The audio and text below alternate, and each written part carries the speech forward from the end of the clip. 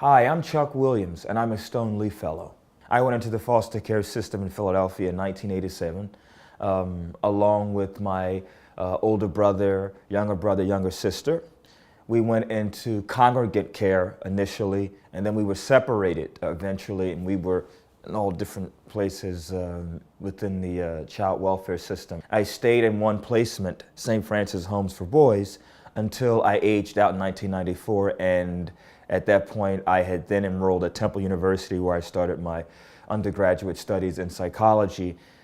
And when I started doing that work, I learned that there were a lot of different things that you can do to support people who are facing various kinds of challenges, child welfare just being some of them. And I decided I want to go back and I wanted to spend more time teaching, because that is probably my second passion, psychology being one, and then second just, being teaching. Aside from, inviting me to join the faculty in the School of Education, they also asked me about starting up this center called the Center for the Prevention of School-Age Violence. And as a part of that piece, there was a companion piece. This was in the Philadelphia Inquirer and the Daily News, where they looked at some of the different cohorts that were being affected by school violence. And what they found was that a significant number of the youth were systems involved: juvenile detention, or delinquent, and also dependent child welfare.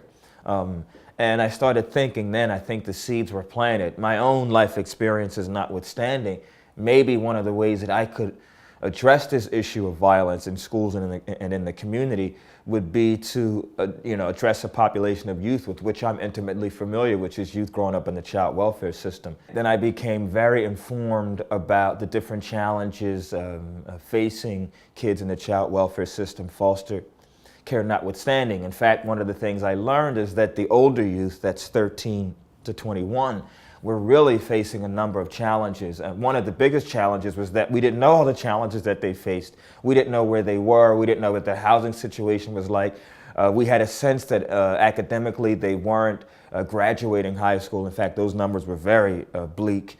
We had a sense that they were dealing with issues of addiction and abuse as it relates to drugs and alcohol. They were becoming parents at a very young age, teen parents, both fathers and mothers, obviously, and that they were disconnected from the system and did not really want to engage the system for lots of different reasons. So what the research shows us, which I think is great, is that social skills can have a positive impact on academic achievement and performance. And my own dissertation research showed that, and specifically what we got to show is there's a correlation between socially skilled youth and performance in the classroom and on high stakes performance tests like the stated achievement test. The reason why the project matters is because we have over 500,000 youth in America who are in foster care. And in any given year, about 100,000 languish. And that essentially means that they are waiting to be in a permanent home. They're looking for a family. Aside from that, a lot of them who are in care are facing all kinds of challenges. What's interesting, ironic, and sad and tragic is that they go into care because of issues like abuse, neglect, and maltreatment. And then when they're in care, they face the same kinds of issues. So part of what I want to do is not only, make things better for them while they're there, but also to prevent them from having to go into care.